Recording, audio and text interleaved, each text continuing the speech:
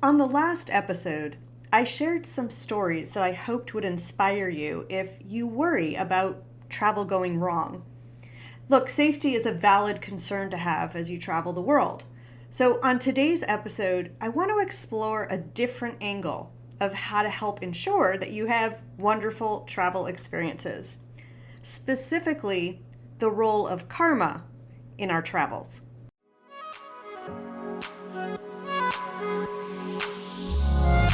Welcome to the How to Travel Full-Time podcast. I'm your host, Heather Markel. If you're dreaming of full-time travel or moving abroad, but stuck at the emotional, financial, and logistical challenges, this podcast is for you. I'll help you trade overwhelm for information that gets you from down and stuck to up and going. You can dream about the travel lifestyle, or you can live the travel lifestyle.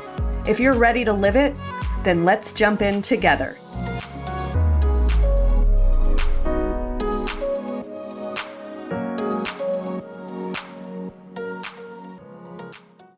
I'm a firm believer that karma plays a huge role in the experiences that we have on our travels. I've experienced these firsthand and also seen so many examples of how we attract to us the kinds of people and the behavior that we exhibit ourselves that I am beyond ignoring it or saying it's coincidence. This week, I was in Manhattan, returning from a walk in Central Park, and I was listening to an ebook on my earbuds, and suddenly this woman stopped me, and I was kind of taken aback because she was talking to me. I couldn't quite hear what she was saying through my earbuds at first, but I just noticed she looked really frustrated and upset.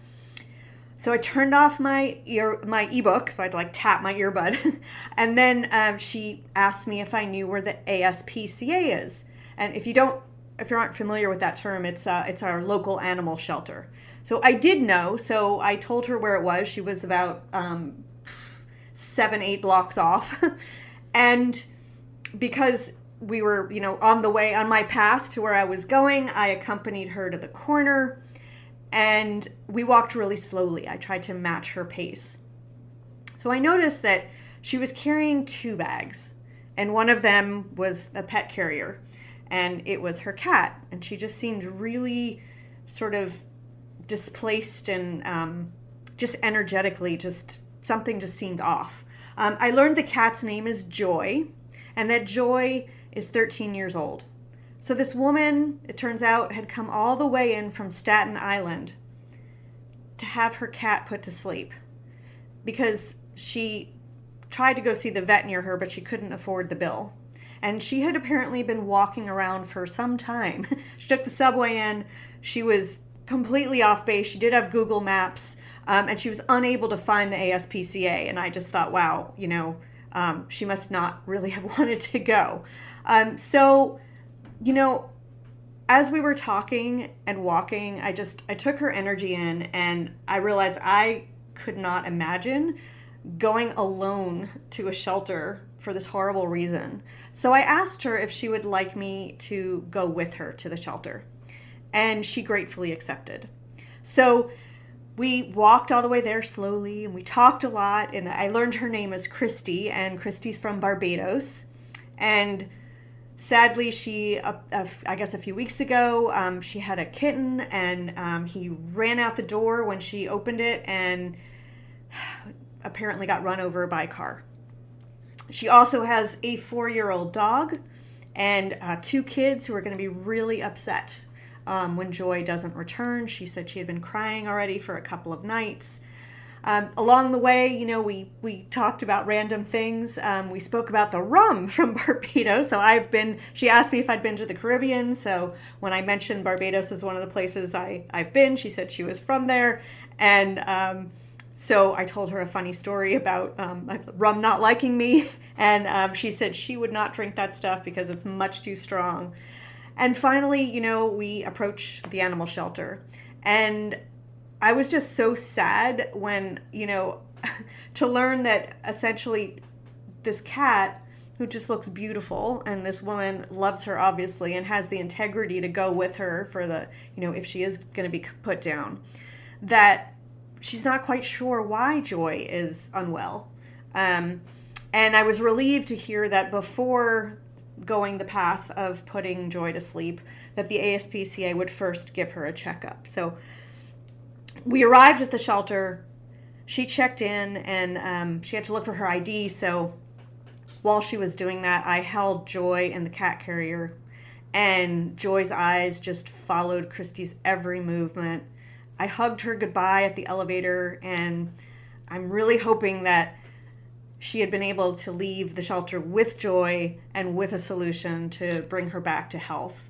So Christy thanked me for taking her mind off the heaviness of the situation on the walk there. And I'm still hoping that this story has a happy ending and sending Joy and Christy good healing vibes. Now, this scenario is kind of normal for me. Usually wherever I am, if I have the time and ability and somebody needs some help, and if I can give it to them, I love being supportive and standing by people in need. I volunteer to feed people without homes, and I've also volunteered in animal shelters.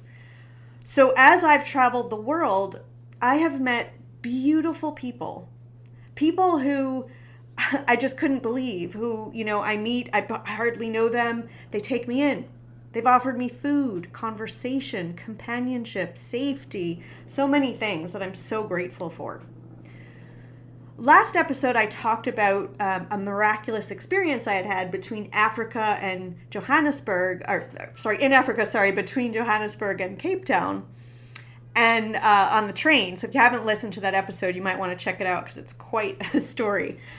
That same trip, I ended up, for part of the time, I was staying near Green Market Square, and I ended up going out for dinner one evening at a nearby restaurant, and while I was there, so I was eating solo, and I got seated next to a gentleman eating solo, and we struck up a conversation, and he and I became friendly, and while we were both in Cape Town, we spent some time together.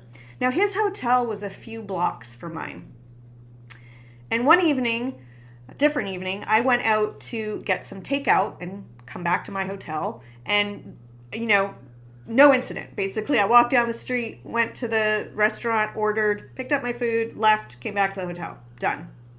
Well, the next day I talked to this gentleman, and I learned he had gone out within maybe 15 or 20 minutes of me, exact same neighborhood, and was harassed by like every drug dealer, and everyone who could solicit him apparently did. And so I wondered, why him and not me?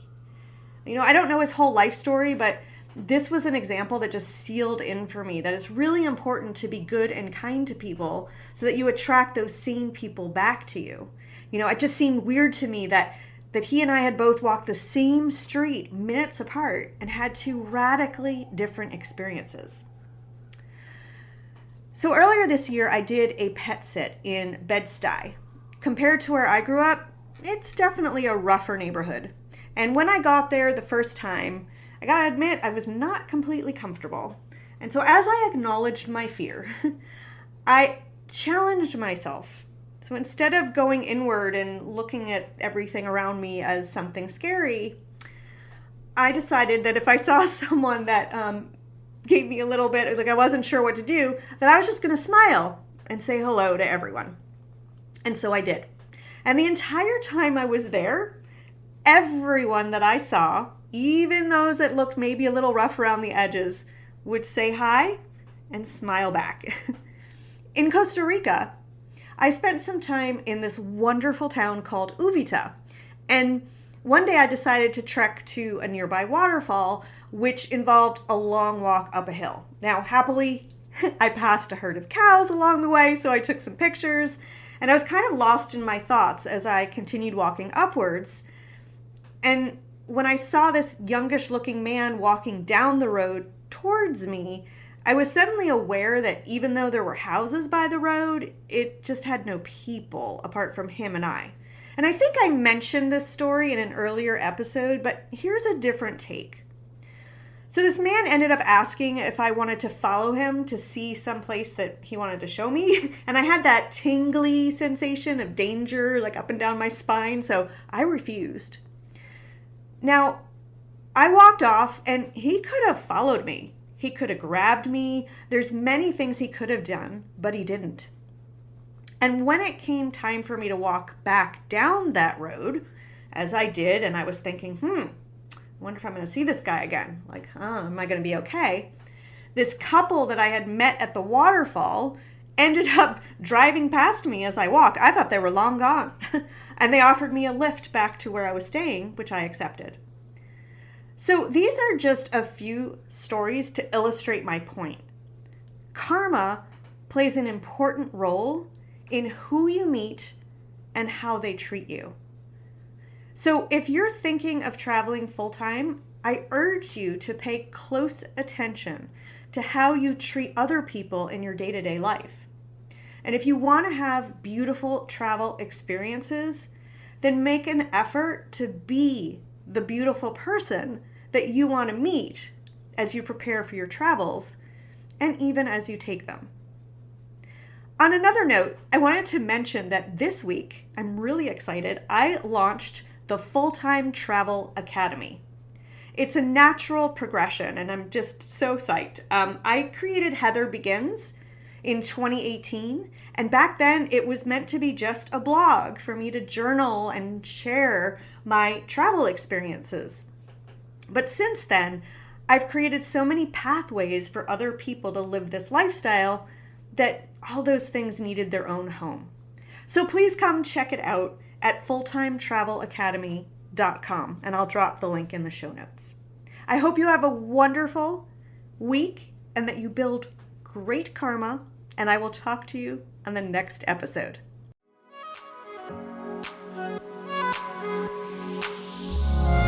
Thanks so much for listening to the How to Travel Full-Time podcast.